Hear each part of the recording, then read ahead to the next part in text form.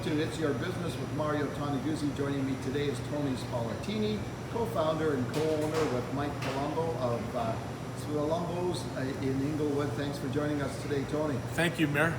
Okay, we've got a few months now, Tony, since you've reopened. Tell me a little bit about how business has been throughout this pandemic for you. You know what, Mayor? We been overwhelmed with the kindness and support from our friends, family, Calgarians.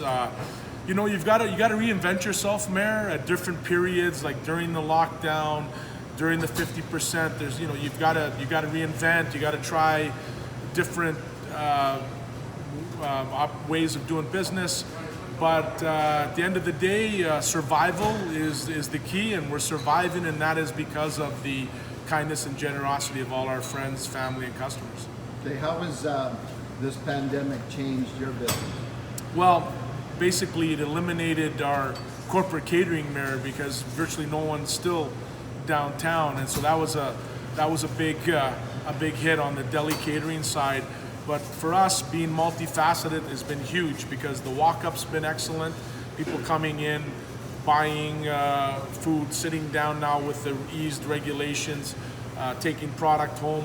And then the wholesale is a saving grace because that was an essential product, and the grocery stores kept us going. And now slowly with the opening, easing of the restrictions on restaurants, the food service side has picked up. So having these different avenues to generate money has been really been good for us. Tony, as a business owner, what has been the biggest lesson you think you've learned through all of this?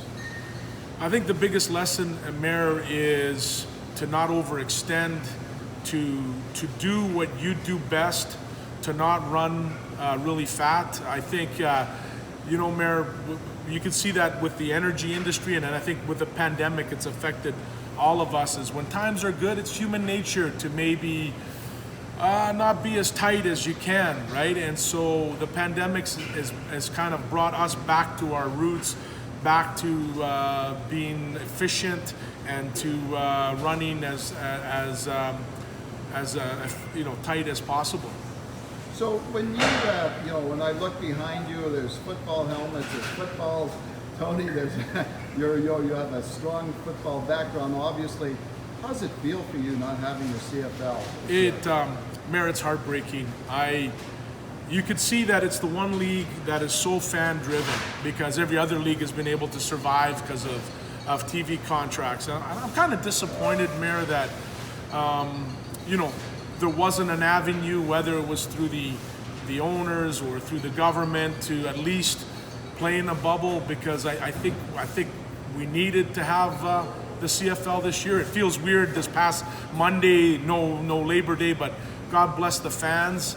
If there's anything that I hope we learn from this, Mayor, is that the Canadian Football League is Canadian, and we need to focus in this sabbatical year on what the fans want. If the fans really want Canadian football, then we need to promote the Canadian players. We need American players, no doubt, but we need to promote the local players, the Canadian players, because it's the Canadian fans that support this league.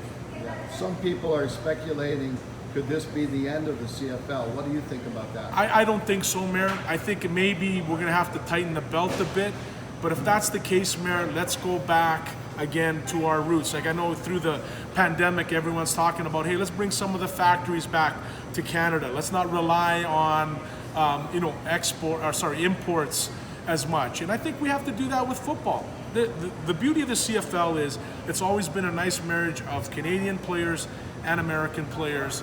But the bottom line is, if the fans want American football, then you know what? We should just be another farm league for the NFL. Let's play American rules. Let's start, you know, playing American football in high school. But if we want to keep our heritage and our Canadiana, the three-down game, it's a Canadian game loved by Canadian fans.